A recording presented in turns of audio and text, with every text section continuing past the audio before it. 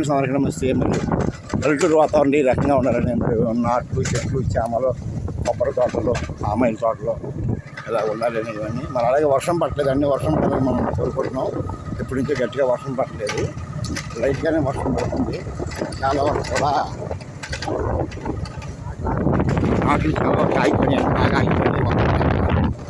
వర్షం ఉంటే చాలా బాగుండేది. వర్షం లేక నాట్లు ఆగిపోయినాయి. అలాగే ప్రతి ఒక్కరు కూడా వర్షం పడాలని ప్రతిరోజు నేను కోరుకుంటున్నాను. ఆ వరుణ దేవుడిని వర్షం పడాలని కోరుకుంటున్నామండి. అలాగే వర్షం పడితే పంటలన్నీ కూడా ఇలా ఉండేవి, ఇలా బాగుండే మరి గేదలకి జాతర కింద అంతా ఉండేది. మరి ఇలా ఉండేది. మరి భూమి మొత్తం ఈ రకంగా సస్యశ్యామలం ఉండేది. మనం ఏం చేయాలన్నా సరే మరి రైతన్న పండిస్తేనే కదండి, రైతు కష్టమే కదా. ఏదైనా పంట పండితేనే కదా మనకి ఆధారం పెట్టా కింద దొరికేది. ఎప్పటికైనా సరే వర్షం పడాలని అందరం కోరుకుంటే వర్షం పడాలి, రైతన్న బాగుండాలి, రైతన్న బాగుంటుంది. ఓకే.